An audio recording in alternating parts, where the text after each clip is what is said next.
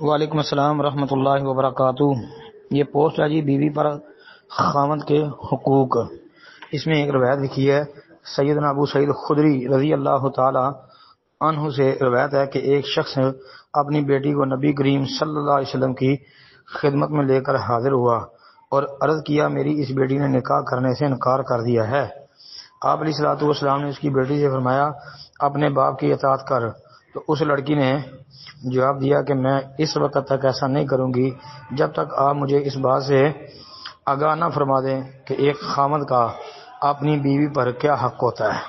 اس لڑکی نے اپنی بات دوبارہ دہرائی تو نبی کریم صلی اللہ علیہ وسلم نے فرمایا خاوند کا حق اپنی بیوی پر ایسا ہے کہ اگر اس کے بدن پر کوئی زخم ہو اور اس کی بیوی اس کو چاٹ لے یا اس کے ناک سے پیپ یا خون بہہ رہا ہو اور اس کی بیوی اس کو چاٹ لے تو پھر بھی اس عورت نے اپنے خاوند کا حق ادا نہیں کیا۔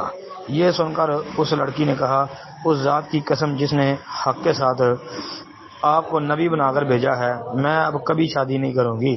تو آپ علیہ الصلوۃ والسلام نے پھر فرمایا تھا لا تنکحوہن الا باذنہن، ان کے نکاح ان کی مرضی کے بغیر مت کرو۔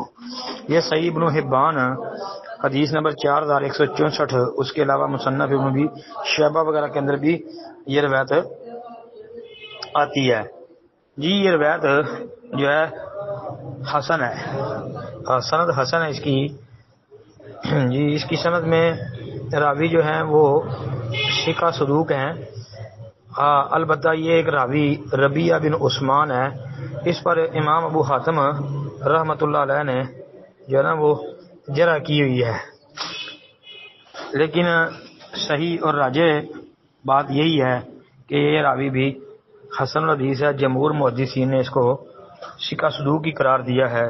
مثلا ایک تو یہ کہ امام مسلم رحمۃ اللہ علیہ نے صحیح مسلم میں اس سے روایت لی ہے، صحیح مسلم کا راوی ہے جی۔ اور اس کے علاوہ امام یحییٰ بن معین رحمۃ اللہ علیہ، امام ابن حبان رحمۃ اللہ علیہ، امام نسائی، امام حاکم وغیرہ جو ہے نا ان کے نزدیک یہ راوی جو ہے ثقہ ہے جی، اس کی توثیق ان سے ملتی ہے، تو لہذا یہ راوی حسن الحدیث ہے، تو اس لیے یہ سند حسن ہے جی، صحیح ابن حبان والی۔ السلام علیکم ورحمۃ اللہ وبرکاتہ۔